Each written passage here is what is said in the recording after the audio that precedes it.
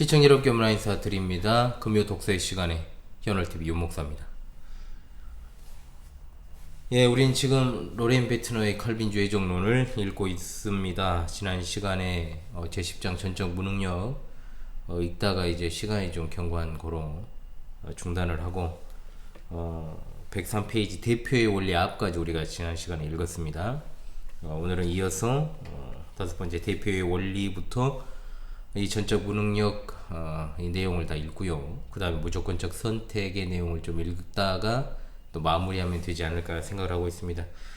오늘 또 변함없이 함께 책을 읽어가면서 하나님께서 우리에게 주시는 귀한 유익을 누리고 또한 우리 귀한 신앙 선배를 통해서 우리가 함께 이렇게 같은 신앙을 또한 고백하고 공유하는 귀한 은혜의 시간이 될 수 있길 바랍니다. 자, 책 103페이지를 읽겠습니다. 갈 길이 머니까요. 열심히 또 읽어 나가야 되지 않겠습니까? 103페이지 아래 부분 대표의 원리부터 함께 또 필기구를 드시고 읽어 나가도록 하겠습니다. 인간이 어떻게 대표로 말미암아 행동할 수 있는가 하는 사실은 쉽게 깨달을 수 있는 일이다. 국민은 그들의 대표자 안에서 혹은 대표자에 의하여 의회에서 행동한다. 만일 한 국가가 어진 임금이나 대통령을 가지면 그 국민 전체가 선한 결과를 받게 된다. 그러나 만일 악한 임금이나 대통령을 가지면 국민 전체가 그 악한 결과를 받지 않으면 안 된다. 직접 투표에 의해서 선출을 하고 있는 우리나라 국민의 선택이 곧 모든 것을 결정하게 되죠. 그 나라의 수준이기도 하고요. 가장 진정한 의미에서 부모는 그 자녀들의 운명을 결정하는 대표자적 위치에 있는 것이다. 만일 양신이 어질고 덕이 있으며 근면하면 자녀들은 축복을 받는다. 그러나 만일 양친이 게으르고 부덕하면 그 자녀들 역시 그 영향을 받는다. 개개인의 안녕은 여러가지 방법으로 타인의 행동에 의해 많이 좌우된다. 이처럼 대표 원리는 인간 생활에 깊이 관여하고 있다.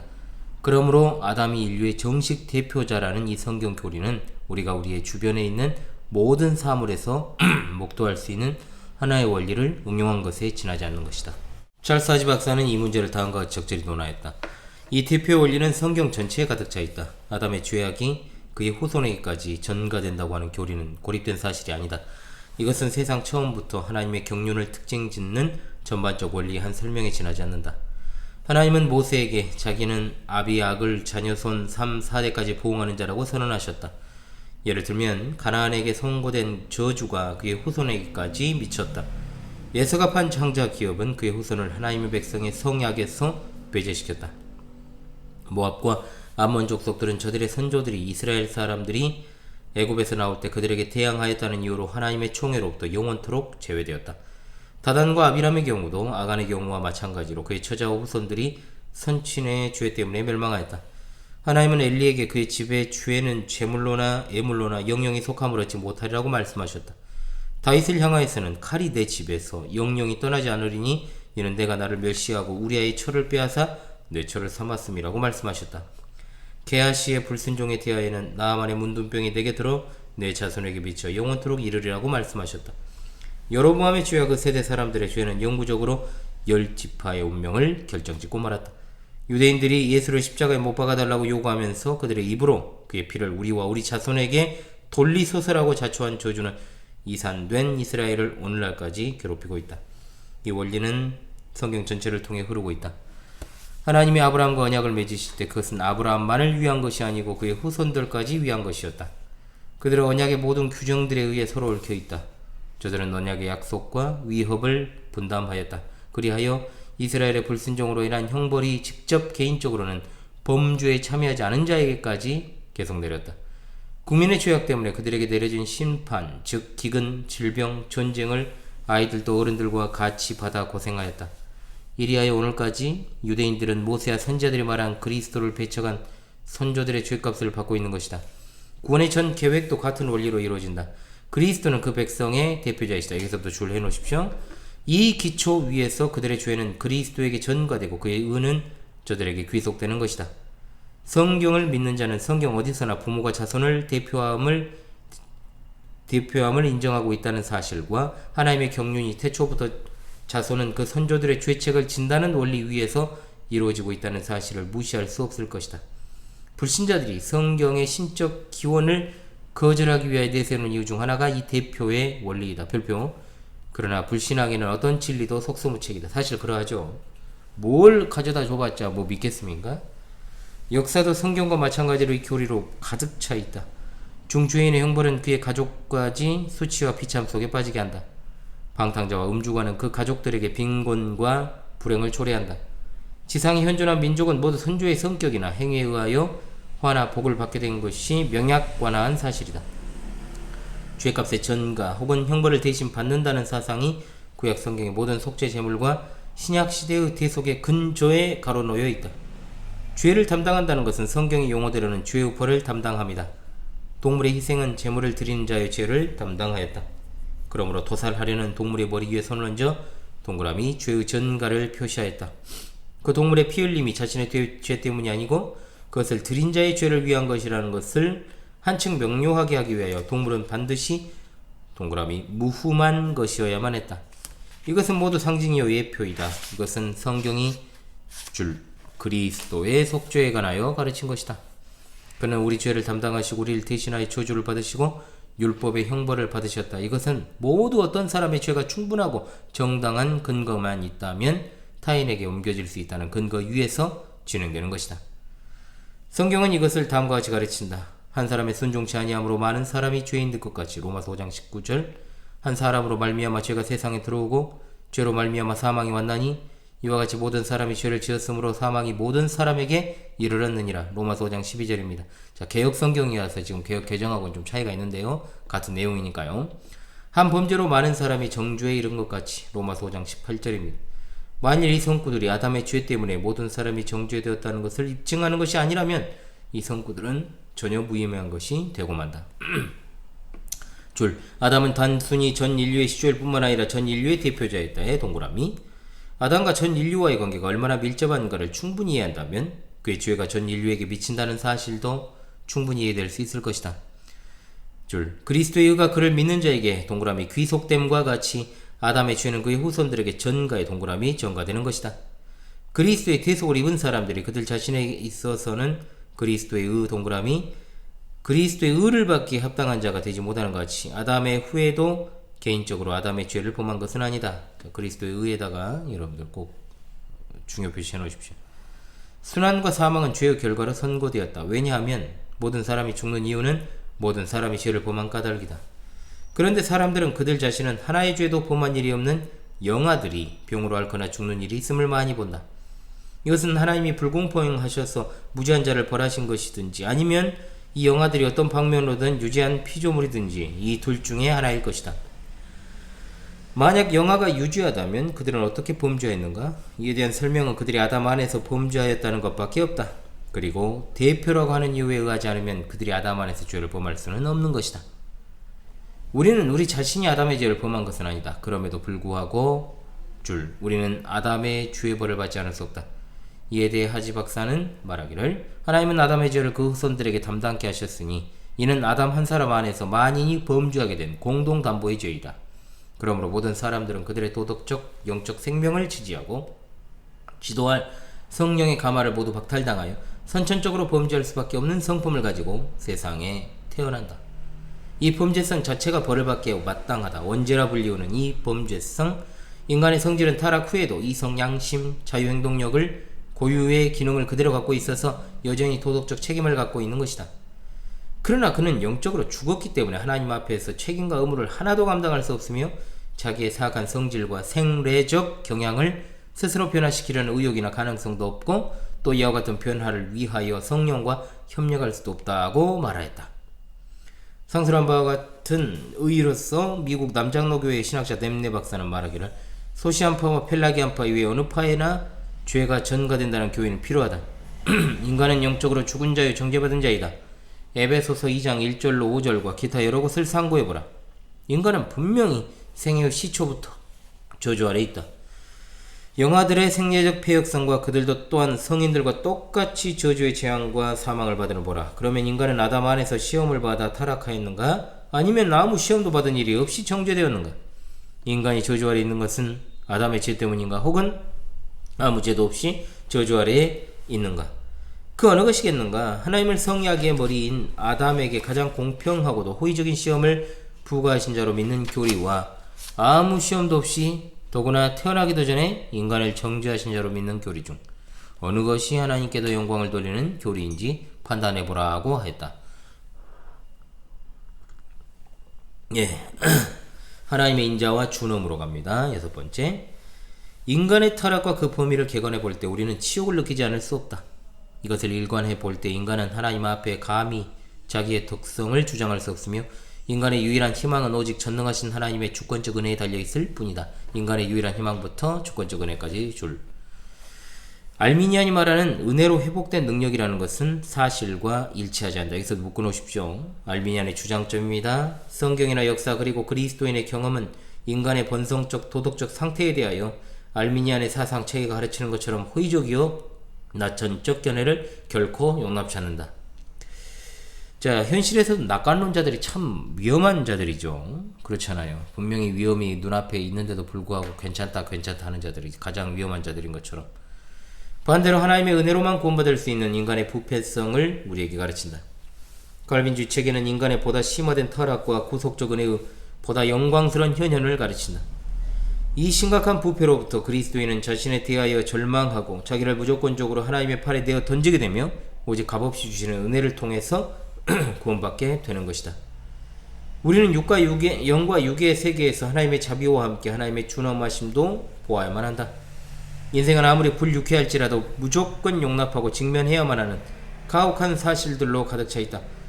성경 전체를 통하여 특히 그리스도의 말씀 중에 악한 자의 최후의 고통은 말할 수 없을 만큼 무서운 것으로 서술되어 있다. 마태의 복음에만도 여기에 관한 언급이 많이 있다. 마태복음에 관한 내용들이죠. 예수 그리스도께서 직접 이처럼 강조하신 교리를 우리 마음에 들지 않는다고 해서 간과할 수는 없는 것이다. 오는 세상에서는 악한 자들이 아무 거리낌 없이 무적행에 깊이 빠져서 하나님을 모독하고 저주할 것이니 영벌은 끝없는 죄에 대한 형벌이다. 뿐만 아니라 하나님의 악한 자들을 벌하심은 의로운 자에게 상 주심과 같이 하나님의 영광이다. 별표 줄. 기독교에 대한 현대의 편리주의는 그리스도께서 그처럼 반복 강조하신 이 교리를 교역자들이 강조하지 않기 때문에 생겨난 것이다. 이게 문제죠. 자연계에서 우리는 의로운 자와 불의한 자에게 똑같이 오는 전쟁, 기근, 홍수, 재해, 질병, 고난, 사망 등에서 하나님의 준엄하심을 본다. 이 모든 일이 지극히 완전하신 하나님께서 지배하시는 이 세상에 현존하고 있음을 기억해야 한다. 하나님의 인자하심과 엄유하심을 보라. 자연주의는 하나님의 이 두 가지 성품 중 어느 것에 대해서도 공정하게 취급하지 않는다. 알미니안주의는 전자를 과장하고 후자는 무시한다. 칼빈주의만이 양자를 공정하게 다룬 체계이다. 칼빈주의만이 자기 백성을 구속할 값으로 독생자를 세상에 보내어 십자가에서 죽게 하신 하나님의 영원 무궁한 사랑을 바로 진술하며 또한 거룩하신 하나님과 유죄한 인간과의 사이에 가로놓인 시면에 관해 진술한다. 하나님은 사랑이시라 하는 말씀은 진리이다. 그러나 그와 함께 우리의 하나님은 소멸하시는 불이다 까지 이야기를 해야 한다는 거죠. 어떤 사상체계든지 하나님의 이 두 가지 성품 중에 어느 하나를 제외하거나 무시한다면 그것이 아무리 우리 귀에 참인 것 같이 들릴지라도 기형적 체계에 지나지 않는다. 인간의 전적 무능력 교리는 가공할 만큼 엄숙하고 내용한 것이다. 그렇다고 해서 우리는 성경을 떠나서 우리의 기호에 맞는 새로운 사상 체계를 마음대로 발전시킬 수는 없다.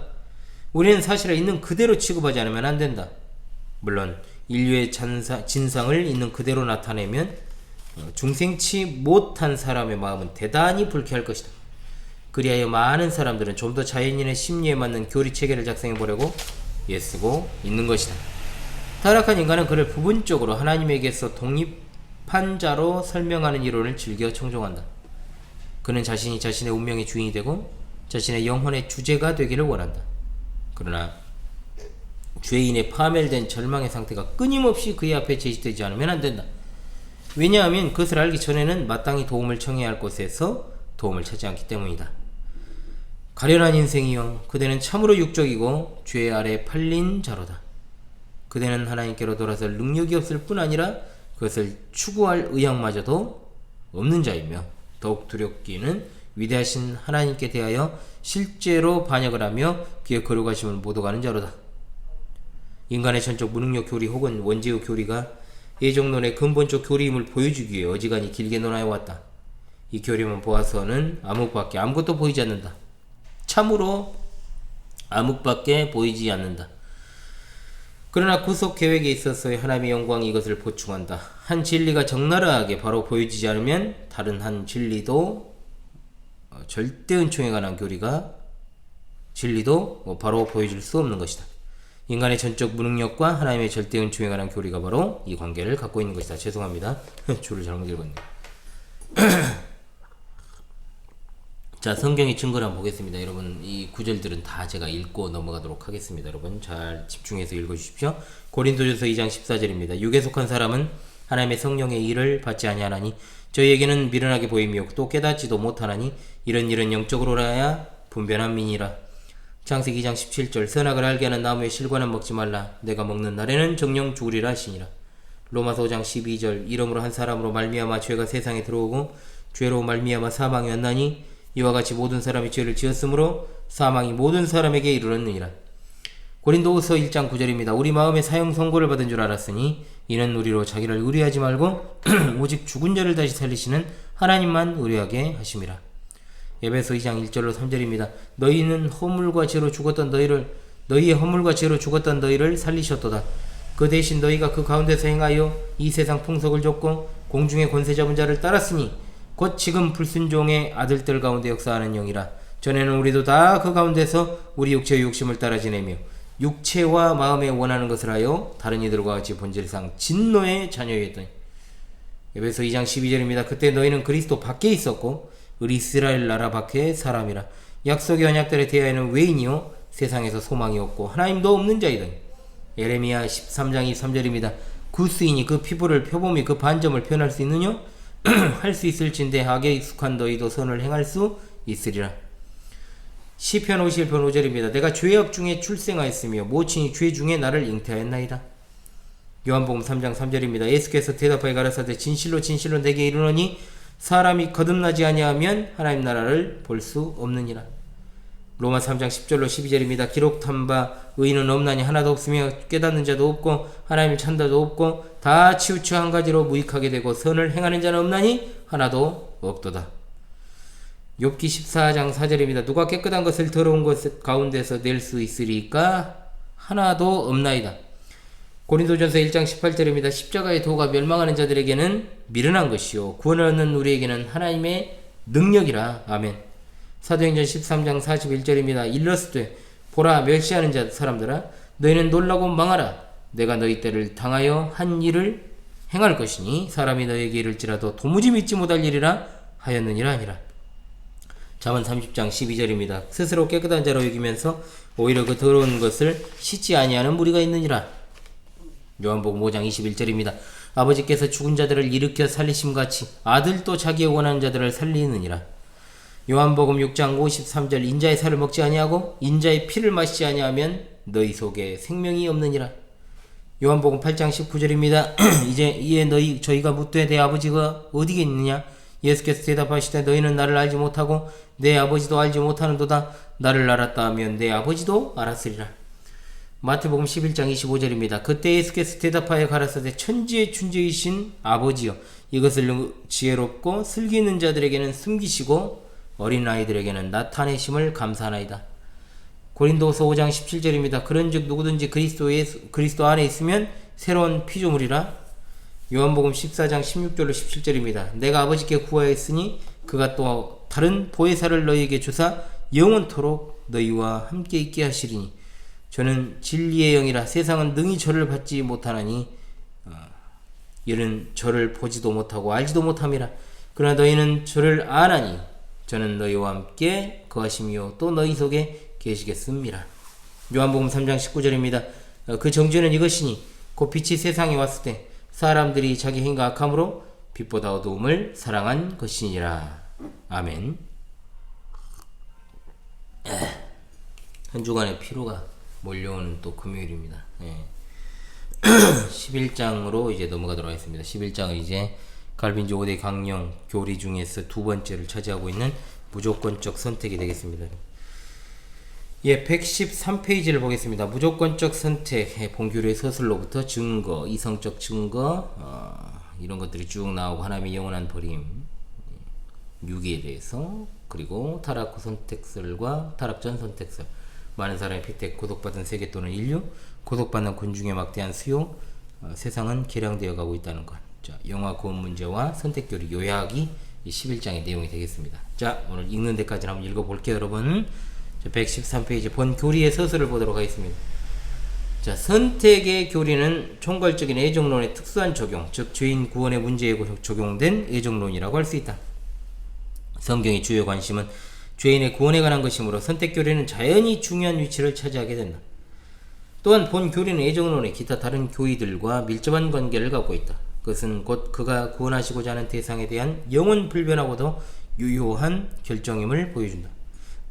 그래야 이 선택권은 선택에 대한 절대적 주권이란 것으로 부단히 강조되어 왔다. 개혁신앙은 사람이 태어나기 전부터 이미 영생할 자와 멸망할 자를 구별하여 택정하신 영원한 작정이 있다고 주장한다. 이 작정은 아담 안에서 구원 얻을 절호의 기회를 가졌었으나 그 기회를 상실한 인간들에 대한 하나님의 뜻을 가리킨다. 타락의 결과 인간들은 유죄하고 부패되었으며 저들의 동기는 사곡하여져서 스스로 구원을 이룰 수 없게 되었다. 또한 하나님께 자비를 요청한 권리도 모두 잃었다. 그리하여 불순종의 죄로 형벌을 받을 수밖에 없게 되었다.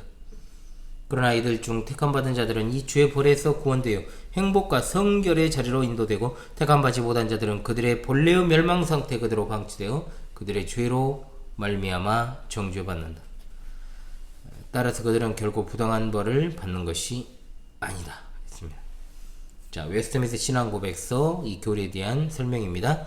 하나님의 작정에 의하여 또한 그의 영광을 위하여 어떤 사람들과 천사들은 영생을 얻도록 예정되고 어떤 자들은 영벌을 받도록 예정되었다.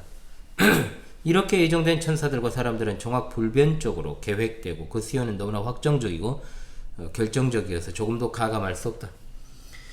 하나님께서 창세전에 그의 영원 불변하신 목적과 오묘하신 계획과 깊으신 뜻대로 영생하기로 예정된 자들을 그리스도 안에서 택하셨으니 이 선택은 피조자 속에 이견되는 신앙 또는 선행 또는 신행의 견인, 기타 그들이 갖고 있는 아무것도 조건으로 하거나 이유로 하지 않고 다만 하나님의 은혜와 사랑에서 나온 일이다.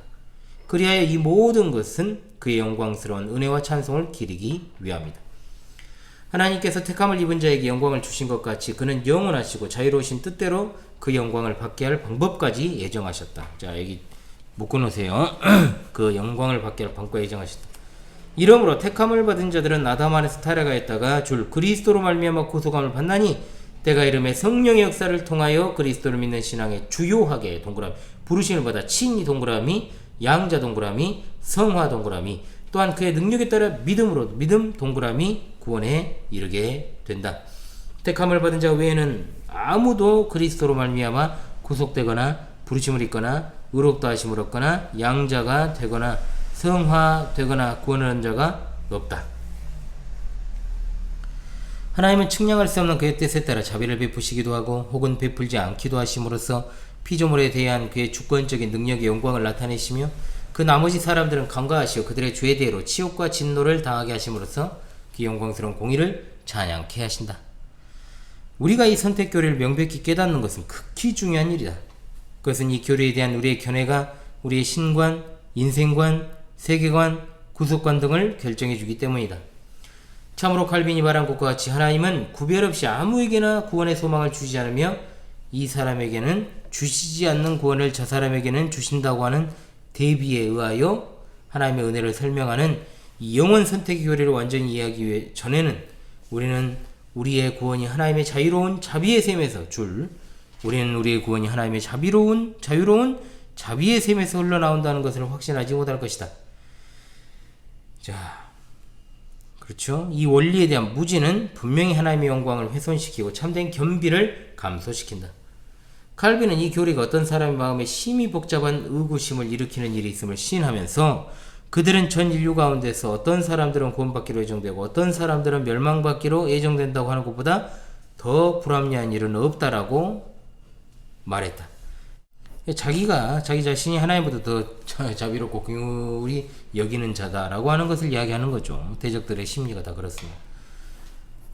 자, 개혁주의 신학자들은 그들의 주위에 있는 사람들 속에서 그들 자신이 보고 느낀 모든 영적 현상의 실제적 경험에다 이 선택 교리를 끊임없이 적용하였다.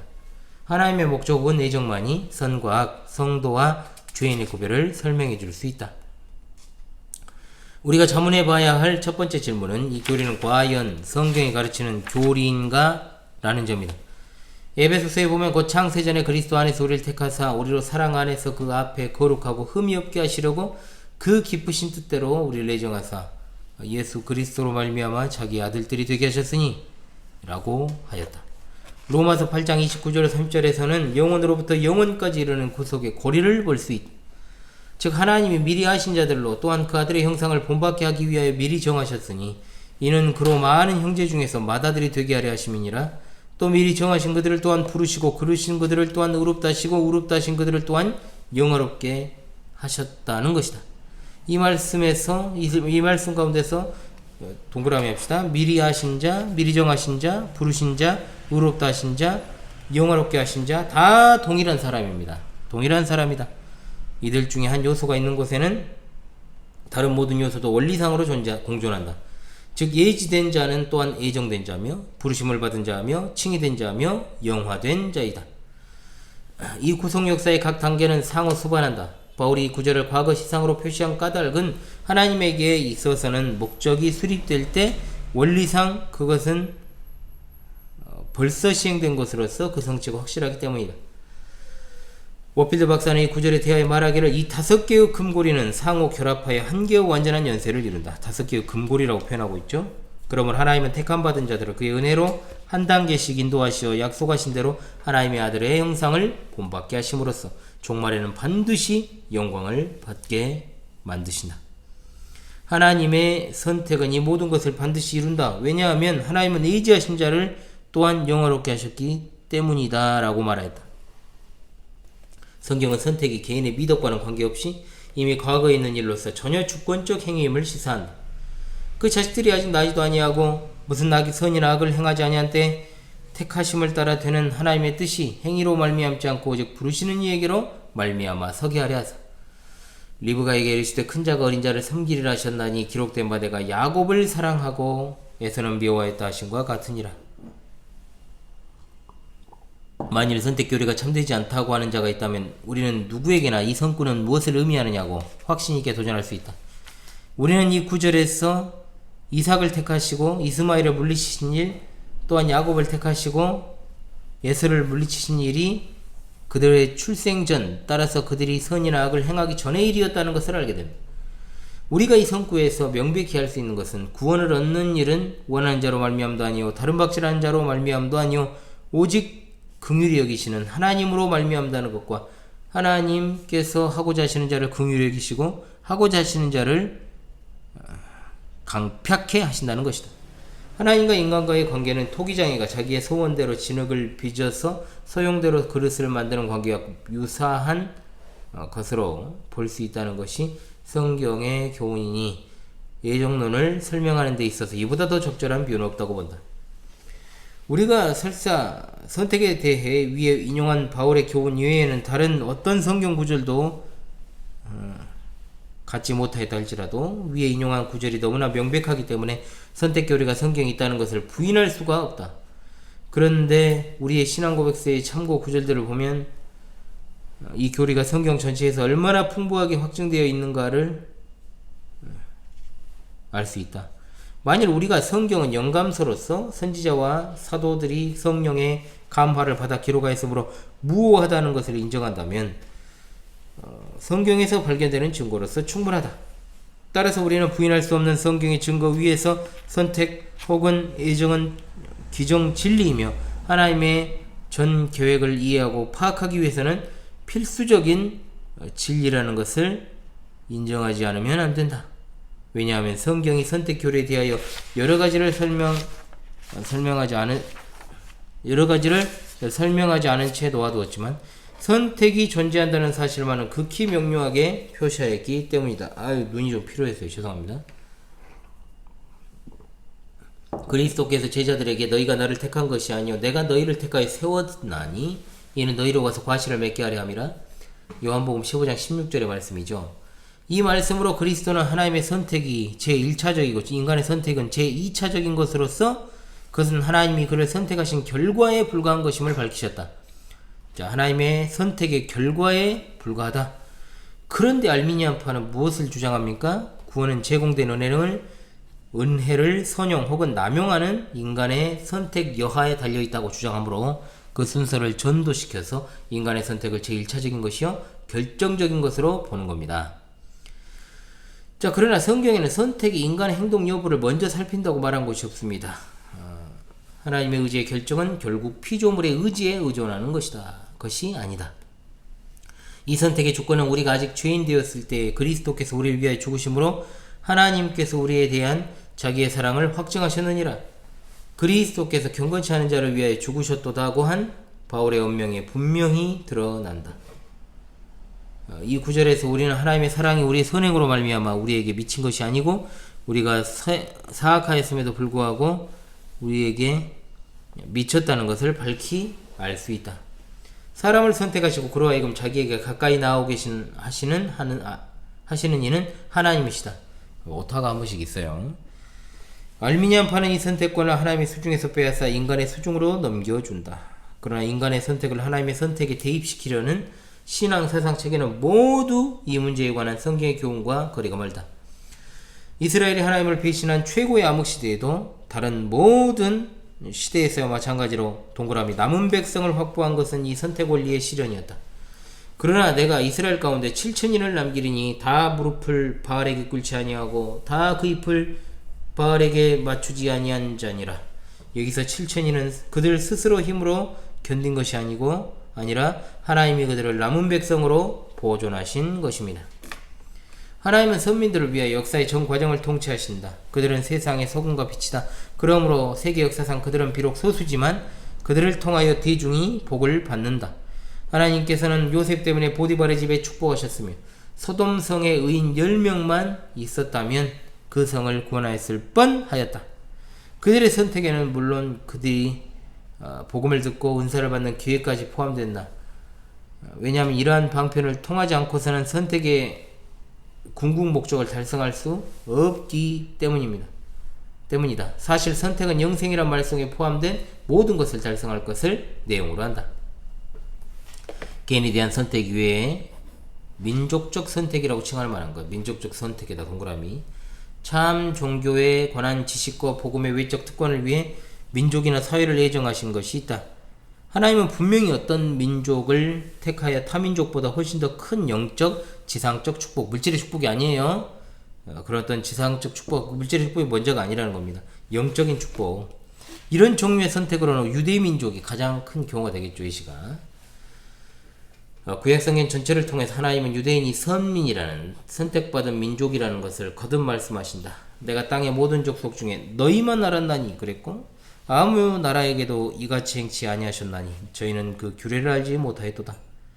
너는 여호와 내 하나님의 선민이라. 내 하나님 여호와께서 지상 만민 중에서 너를 자기 기업의 백성으로 택하셨나니 이와 마찬가지로 하나님으로 하여금 다른 민족들보다 그들을 택하게 한 어떤 공적이나 품격들이 유대인 자신에게는 전혀 없었다는 것도 명백히 선포되었다. 여호와께서 너희를 기뻐하시고 너희를 택하시면 너희가 다른 민족보다 수요가 많은 연고가 아니라 너희는 모든 민족 중에 가장 적으니라. 여호와께서 다만 너희를 사랑하심을 인하여 또는 너희 열조에게 하신 맹세를 지키려 하심을 인하여 자기의 권능의 손으로 너희를 인도하여 내시니 너희를 그 종되었던 집에서 애굽왕 바로의 손에서 속량하셨나니 여호와께서 오직 내 열조를 기뻐하시고 그들을 사랑하사 그 후손 너희를 만민 중에서 택하셨으며 오늘날과 같으니라. 신명기 10장 15절이죠. 여기서 이스라엘은 여기서부터는 묶어놓읍시다. 하나님의 선택의 영향을 받았다는 것. 그 선택은 오직 하나님의 무조건적 사랑에 의한 것이었다는 무조건적 사랑 동그라미. 이스라엘 자신에게는 이 선택을 받을 만한 하등의 이유나 근거가 없었다는 것이 지상 다른 민족들에 대한 하나님의 취급과 대조해 볼 때 여실히 설명되는 것이다. 바울은 성령이 아시아에서 복음을 전하지 못하게 할 때 마게도냐로 건너와서 우리를 도우라는 환상을 보고 구라파로 건너갔으니 이처럼 하나님께서는 주권적으로 복음을 받을 특권을 세계의 한 지역에는 주시고 다른 지역에는 주시지 않았다. 이게 주권적인 거죠. 만일 바울이 아시아로 갔었다면 아시아에 있는 티벳이 구미 제국보다 먼저 문명화되었을 것이다. 복음이 구미에 먼저 확장되고 아세아주는 흑암 가운데 방임되었던 사실은 전혀 하나님의 주권에 의한 것이었다. 하나님의 주권 동그라미. 왜 아브라함의 자손은 선택되고 애국과 아시리아 민족은 선택되지 않았는가? 또한 그리스도 강세 시대에는 전혀 무지한 상태에 있었던 구라파와 북아메리카가 어떻게 해서 가장 중요한 복음적 특권을 소유하여 타국민들에게 선교하게 되었는가에 대해서 우리는 다른 아무 이유도 찾아볼 수 없다. 별표. 이는 단지 하나님의 크신 뜻에 의한 것일 뿐이다. 이렇게만 대답하면 됩니다. 성경이 가르치는 선택의 제3형은 은혜의 외부적 수단에 대한 선택이다. 즉 복음을 듣고 읽는 것과 또한 하나님 백성과 사귀며 복음이 들어가는 것에 건설되는 문명의 혜택을 누리게 되는 선택이다. 누구나 세상에 태어나기 전에 자기가 어느 나라에서 태어날 것이며 또한 백인종으로 태어날 것인지 아니면 다른 종족으로 태어날 것인지에 대해 선택할 권리를 가지고 못한다. 한 아이는 건강, 부귀, 명예를 가지고 혜택받은 땅에 태어나 기독교 가정에서 복음의 빛에 따라오는 모든 축복 아래서 성장하고 다른 아이는 빈천하고 방탕한 부모 밑에 태어나 기독교의 영향을 전혀 받지 못한 채 성장한다. 이 모든 일들은 주권적으로 결정된 것이다. 분명 그렇죠, 여러분? 세상에는 이러한 어떤 큰 혜택을 받고 태어난 사람이 있는가 하면 그런 어떤 혜택을 전혀 받지 못하고 태어난 이들도 있다는 겁니다. 분명한 것은 이런 경우들 우리가 사례를 많이 보게 되는데 신학교 때도 어떤 동기 목사님 중에서 어떤 목사님의 자제들 같은 경우에는 크나큰 혜택을 진짜 받은 거죠. 저도 정말 어린 시절부터 기독교 가정에서 태어나서 그 무수한 정말 은혜의 혜택들을 갖다가 입게 되었다는 것. 하지만 제 짝꿍 동기 목사님 같은 경우에는 진짜 집안 전체를 통틀어도 진짜 황무지의 꽃이었거든요. 혼자만 예수를 믿었던 어머니조차도 교회 개척을 했는데 교회 안 왔어요. 자기 교회. 그 정도 했으니까 여러분 얼마나 외롭고 힘들었겠습니까 진짜. 그런 게 있다라는 거죠 분명히. 그러나 이건 모두 다 하나님의 주권이다. 혜택을 받고 태어난 아이라고 해서 그 아이가 자기의 개인적 공덕 때문에 그렇게 된 것이라고는 아무도 주장할 수 없을 것이다.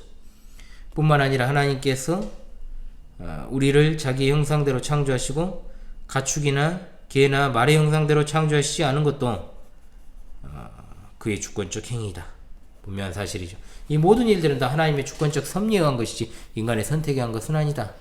그런데 알미니안파는 뭐라 그럽니까? 하나님의 주권에 대한 그들의 불완전하고 그릇된 견해를 가지고 또한 비성경적 견해인 보편적 은혜, 동그라미, 보편적 구속의 교리를 가지고 이 사항의 난제를 조정해 보려고 한다. 그러나 대개 그들 자신들도 자기들의 설명 방식에 만족하지 못하였다. 그래서 마침내 이 문제 속에는 설명할 수 없는, 그래서 단지 하나님의 주권과 그에 할 수 없는 경륜 속으로만 미루어져야 할 신비들이라는 사실을 인정하곤 하였다. 제4형의 선택은 천직에 대한 선택이다. 혹은 정치가가 되게 하고 혹은 의사, 변호사, 농부, 음악가, 공인이 되게 하는 특별한 재능, 개인적 미, 지능, 성향 등의 품성이다. 이상 네 가지 형태의 선택은 그 원리에 있어서 즉 인간 자신의 의욕을 불문하고 하나님이 주권적으로 부여하신 것이라는 점에서 동일하다. 그런데 알미니안파에서는 제1형의 선택은 부인하고 제2, 제3, 제4형의 선택은 인정하는데 이는 불가능한 것이다. 하나님의 네 가지 형의 경우에 있어서 어떤 이들에게는 주지 않은 은혜를 다른 이들에게는 부여하신다. 세계의 일반적 상황들과 우리의 일상생활의 경험은 우리에게 하나님의 은혜가 전혀 주권적이며 무조건적인 것으로서 인간의 공덕 여하를 불문하고 부여되는 것임을 알려준다. 따라서 우리가 은혜를 많이 받았으면 감사할 것이요 은혜를 받지 못하였다고 하더라도 하나님을 원망해서는 안 된다. 혹자는 구원받을 환경에 처하게 되고 혹자는 그렇지 않은 것은 우리로서는 설명할 수 없는 일대 신비이다. 우리는 하나님의 섭리의 활동들을 설명할 수는 없다. 그러나 우리는 전세계 심판주이신 하나님은 정의를 행하시리라는 것과 우리의 지식이 완전해지면 하나님이 하시는 일은 모두 이치에 맞다는 것을 알게 될 것이라고 믿는다. 오늘 좀 오버되더라도요. 더 읽도록 하겠습니다. 여러분. 이성적 증거 앞까지 읽을게요. 오늘은. 그뿐 아니라 일반적으로 개인을 둘러싸고 있는 외적 조건들이 그의 운명을 결정한다고 말할 수 있다. 적어도 복음을 들을 수 없는 환경에 처한 사람의 운명은 10중 8구 멸망될 것이라는 의미에서 커닝햄은 이것에 대해 다음과 같이 말하였다. 외부적 특권, 즉 은혜의 방편을 받아 누리는 것과 신앙 및 구원 사이에는 하나님의 세계 통치 속에 세워져 있는 불변의 관계가 있다. 그러므로 전자의 부인은 곧 후자의 부인을 의미한다. 우린 성경의 전체적 대의에 의하여 하나님의 주권적 주권 행사의 결과로 구속적 은혜를 받을 만한 방편을 얻지 못하면 동시에 믿어 구원을 얻게 되는 기회와 능력도 얻지 못한다는 것을 확정할 수 있다. 칼빈주의자는 하나님의 인류를 총괄적으로 다루실 뿐 아니라 실제로 구원받을 개개인들로 다루신다는 것과 영생을 주기 위해 특수한 개인들을 택하셨고 그들이 영생을 얻는 데 필요한 모든 방편까지도 선택하셨다는 것을 주장한다. 그들은 또한 민족적 선택과 외부적 특권에 대한 선택만을 가르치는 성경 구절들이 있다는 것을 부정하지는 않지만 오직 영생을 주기 위해 개인들을 선택하셨다는 것만을 가르치는 구절도 많이 있다는 것을 주장한다. 물론 선택이 있다는 것조차 부인한 자들도 있다. 그들은 그것이 마치 무덤에서 나온 유령이나 되는 것처럼 그 말 자체부터 부인해버린다. 그러나 신약 성경에서만도 선택된 자, 선택한다 등의 선택의 교의를 나타내는 말씀이 47회 내지 48회가 발견된다. 또 혹자는 그 말만은 인정하나 그 사실을 달리 설명해버리란다. 그들은 하나님께서 어떤 사람의 신앙과 순종을 예지하셨기 때문에 그 사람을 예정하셨다는 조건적 선택을 믿는다고 말한다. 이런 견해는 선택이란 말씀의 의미를 무효화시킨다. 즉 선택을 아무개는 미래 어느 때에 이러이러한 행동을 할 것이다 라는 것과 같은 단순한 미래 인지 혹은 예언에 불과한 것으로 격화시켜버린다.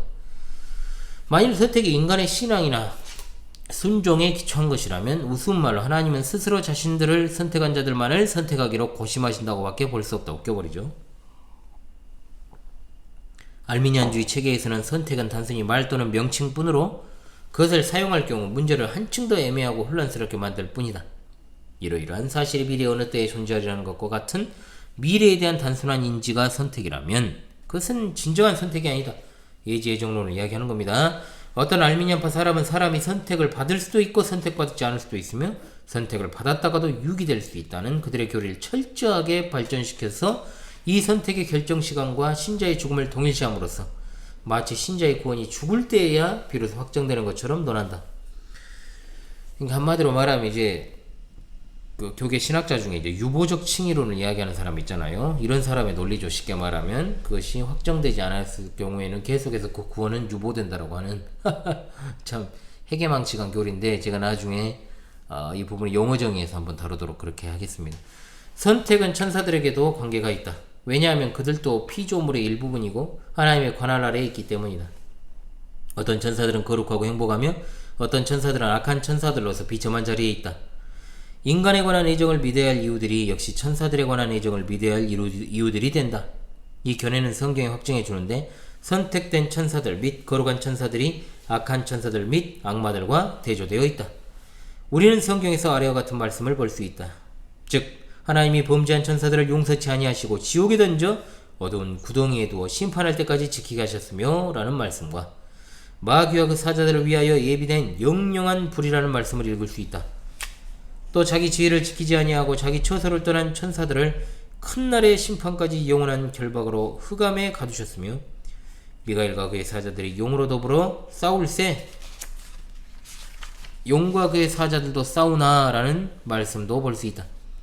이 구절들은 댐니의 말과 같이 천사들 중에는 두 종류가 있어서 거룩한 천사와 악한 천사 그리고 그리스도의 사자들과 사단의 사자들로 나뉜다. 거룩한 천사들은 거룩하고 행복하게 창조되어 천계에 있게 되었으며 하나님은 거룩하신 거로 당연히 거룩하게 창조하셨다. 가로 닫고 범죄함으로 복리를 잃은 천사들은 천계에서 영원히 쫓겨났다. 복리를 유지한 선한 천사들은 벌써 그렇게 예정된 것으로서 저들의 행복과 거룩함은 영원히 보장된다는 것을 시사해준다. 바울은 하나님께서 하고자 하신 즉 누구는 긍휼히 여기시고 누구는 그냥 내버려 두시는 이유에 대해 구태여 설명하려 하지 않았다. 다만 하나님이 어찌하여 허물하시느냐 가로 열고 하나님의 구원의 긍휼을 받지 못한 자들 가로 닫고 누가 그 뜻을 대적하겠느냐라는 반대론자의 질문에 대하여 이 사람아 내가 뉘기에 감히 하나님을 힐문하느냐 지음받은 물건이 지은 자에게 어찌 나를 이같이 만들었느냐 말하겠느냐 토기장이가 진흙 한 덩이로 하나는 귀 쓸 그릇을 하나는 천이 쓸 그릇을 만드는 권이 없느냐. 로마서 9장 19절로 21절 굉장히 중요한 말씀이죠. 만사를 순전히 하나님의 주권에 의하여 해결하였다. 여기서 바울이 다른 진흙이라고 말하지 않고 같은 진흙이라고 말한 것은 주의를 요하는 말이다. 즉 하나님은 도공으로서 같은 진흙을 가지고 하나는 귀한 그릇으로 다른 하나는 천한 그릇으로 만드시는 것이다. 바울은 하나님을 그 보좌로부터 끌어내려 인간의 이성 앞에 세우고 신문하는 따위의 행동을 취하지 않는다. 천사들도 떨면서 알아보고자 하는 하나님의 감추인 뜻은 그것이 하나님의 깊으신 뜻이라는 것 외에는 달리 설명되지 않는다. 바울은 이 말을 마친 후에 마치 두 손을 벌려 저지하려는 것처럼 우리가 더 이상 나아가는 것을 엄금한다. 만일에게 주신 은혜를 각 개인이 선용 혹은 오용함에 따라 상벌이 수반된다는 알미니안주의가 옳다면 인원제의 난해성은 없었을 것이다 라고 하였습니다. 자, 분명히 알미니안주의의 그 조건적 선택에 대한 반박의 내용들로 논증으로 이루어져 있다는 것을 여러분 보게 되는 거죠. 아래의 성경 구절을 참조하기 바란다. 읽겠습니다. 데살로니가후서 2장 13절입니다. 자, 하나님이 처음부터 너희를 택하사, 자, 택하사에다가 동그라미 성령이 걸어가게 하심과 진리를 믿음으로 구원을 얻게 하심이니. 마태복음 2장 24장 24절입니다. 거짓 그리스도들과 거짓 선자들이 일어나 큰 표적과 기사를 보이어 할 수만 있으면 동그라미 택하신 자들도 미혹하게 하리라.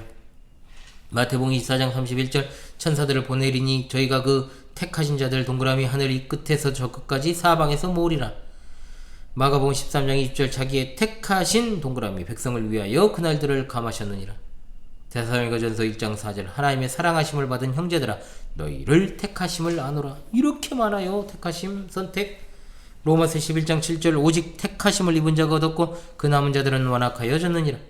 디모데전서 5장 21절 하나님과 그리스도 예수와 여러분 알아서 동그라미 하세요. 이제 택하심을 받은 천사들 앞에서 내가 음히 명하노.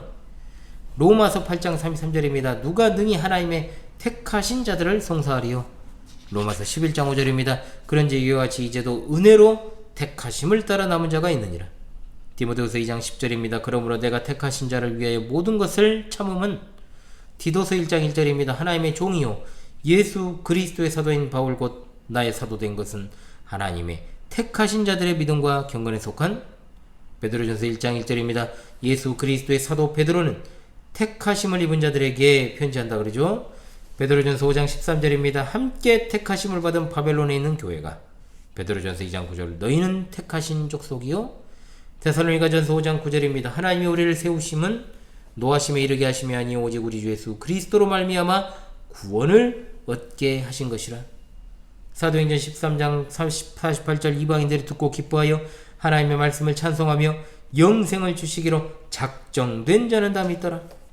요한복음 17장 9절 내가 비옵는 것은 세상을 위함이 아니요 동그라미 내게 주신 자들을 위함이니이다. 아멘. 요한복음 6장 37절 아버지께서 내게 주시는 자는 다 내게로 올 것이요. 6장 65절 내 아버지께서 오게 하여 주지 아니하시면 누구든지 내게 올 수 없다 하였노라 하시니라. 요한복음 13장 18절 내가 너희를 다 가리켜 말하는 것이 아니라 내가 나의 택한 자들이 누구인지 알미라. 15장 16절 너희가 나를 택한 것이 아니요 내가 너희를 택하여 세웠나니. 시편 105편 6절 택하신 야곱의 자손 너희는. 로마서 9장 23절 또 영광받기로 예비하신 바 긍휼의 그릇에 대하여 라고 했습니다. 자, 이외에도 본장이 이미 인용된 에베소 1장 4절 5절 11절 로마서 9장 11절로 13절 로마서 8장 29절로 30절 등이 있다라고 친절하게 이야기해 주면서 여기서 마무리하고 있죠. 예, 다음 시간부터 이성적 증거에 대해서 이제 읽도록 그렇게 하겠는데요.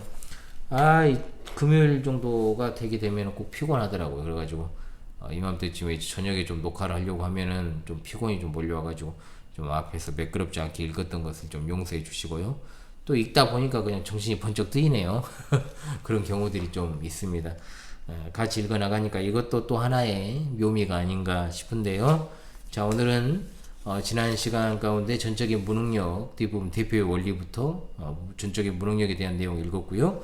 그리고 두 번째 주제인 무조건적인 선택을 이성적 증거 앞까지 읽었습니다.